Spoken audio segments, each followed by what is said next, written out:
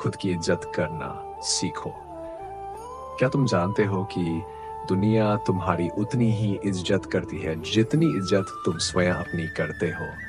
तुम्हें लगता है कि लोग तुम्हारी कद्र नहीं करते, तुम्हें बार बार नजरअंदाज किया जाता है, तुम्हारी अच्छाई का फायदा उठाया जाता है, और फिर भी तुम हर बार सोचते हो कि शायद गलती मेरी ही होगी।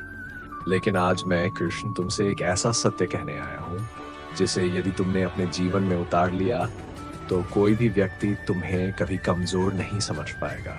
ध्यान से सुनो, जिस दिन तुमने स्वयं को सस्ता समझना बंद कर दिया उसी दिन संसार तुम्हें महंगा समझने लगेगा। यदि तुम अंत तक मेरे साथ बने रहे तो आज के बाद तुम किसी के सामने अपनी कीमत साबित करने की कोशिश नहीं करोगे, बल्कि लोग स्वयं तुम्हारी कीमत समझने लगेंगे। सबसे पहले खुद की नजरों में गिरना बंद करो प्रिय आत्मा। एक राजा था, उसके पास सब कुछ था, लेकिन वह हर समय दूसरों की तारीफ पाने में लगा रहता था। एक दिन उसके गुरु ने उसे एक दर्पण दिया और कहा, हर सुबह इसमें अपना चेहरा देखने से पहले अपने मन को देखना। राजा ने ऐसा ही किया। उसे पता चला वह दूसरों की नजरों में महान बनने की कोशिश कर रहा था, लेकिन अपनी ही नजरों में छोटा बन चुका था। याद रखो, जो व्यक्ति स्वयं का सम्मान नहीं करता, दुनिया भी उसका सम्मान नहीं करती। दूसरों को खुश करने की आदत धीरे धीरे तुम्हारी पहचान खत्म कर देती है। हर बार हाँ कहना तुम्हारी अच्छाई नहीं, कमजोरी बन सकता है। क्या तुम हर किसी के लिए उपलब्ध रहते हो? कोई भी बुला ले, कोई भी काम दे दे, कोई भी तुम्हारा समय ले ले और तुम मना नहीं कर पाते? सुनो, दयालु बनो, लेकिन अपने जीवन के मालिक भी बनो। हर हाँ के पीछे कहीं ना कहीं तुम्हारा एक सपना मर जाता है। जो व्यक्ति अपनी सीमाएं तय नहीं करता, दुनिया उसकी सीमाएं तय कर देती है। उदाहरण जिसने लाखों लोगों की आंखें खोल दी। एक किसान रोज अपने गधे पर नमक की बोरियां लादकर नदी पार करता था। गधा हर बार जानबूझकर नदी में बैठ जाता, नमक खुल जाता और बोझ हल्का हो जाता। किसान समझ गया, अगले दिन उसने नमक की जगह रुई रख दी। गधा फिर बैठ गया, लेकिन इस बार बोझ कई गुना बढ़ गया। प्रिय आत्मा, जब लोग बार बार तुम्हारा फायदा उठाते हैं तो ये केवल उनकी गलती नहीं होती, कई बार तुमने उन्हें यह आदत सिखाई होती है।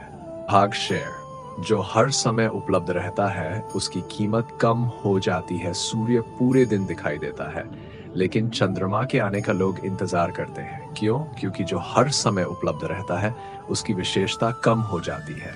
इसलिए हर संदेश का तुरंत उत्तर देना जरूरी नहीं, हर बहस में शामिल होना जरूरी नहीं, हर व्यक्ति को अपनी सफाई देना जरूरी नहीं। मौन भी आत्मसम्मान की भाषा है।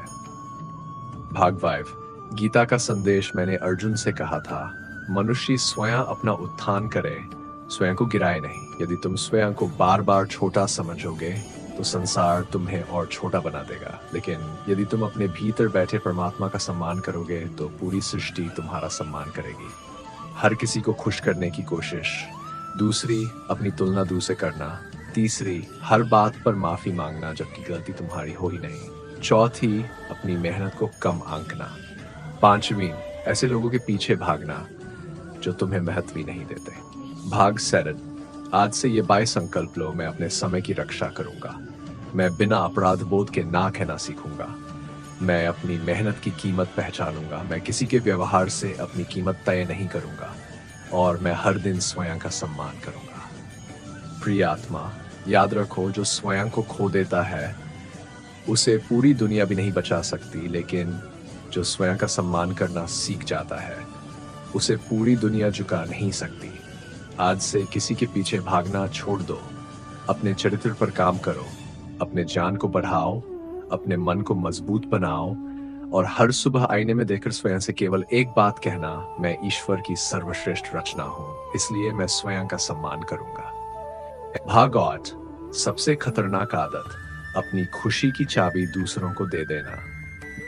बताओ, यदि कोई तुम्हारी तारीफ कर दे तो तुम पूरे दिन खुश रहते हो, और यदि कोई तुम्हारी आलोचना कर दे तो तुम्हारा मन टूट जाता है। क्या तुम समझते हो इसका अर्थ क्या है? इसका अर्थ है कि तुमने अपनी खुशी की चाबी किसी और के हाथों में दे दी है। जिस दिन तुम अपनी शांति को दूसरों की राय से जोड़ देते हो, उसी दिन तुम्हारा आत्मसम्मान कमजोर होने लगता है। मैं कृष्ण तुमसे कहता हूं, जिस व्यक्ति का मन स्वयं के नियंत्रण में है उसे कोई अपमानित नहीं कर सकता।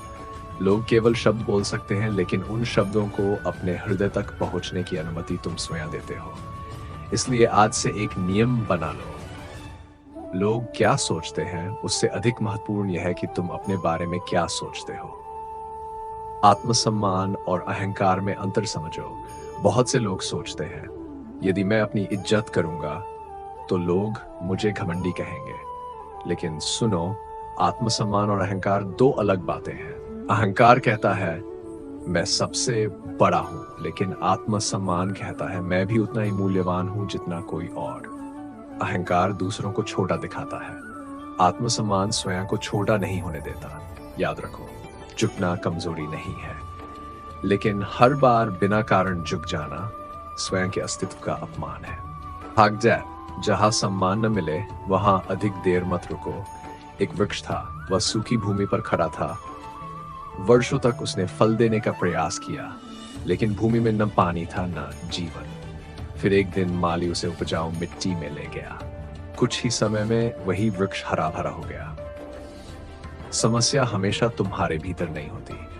कभी कभी समस्या उस वातावरण में होती है जहां तुम्हें कभी सम्मान मिला ही नहीं। इसलिए हर जगह अपनी कीमत साबित करने में जीवन मत बिताओ। जहां तुम्हारी नियत, मेहनत और प्रेम की कद्र न हो, वहां से सम्मान पूर्वक आगे बढ़ जाना भी बुद्धिमानी है। वहां से किया गया वचन। अब अपनी आंखें एक क्षण के लिए बंद करो और अपने हृदय से यह संकल्प दोहराओ, मैं किसी के अपमान को अपनी पहचान नहीं बनने दूंगा। मैं स्वयं को कभी कम नहीं आंकूंगा।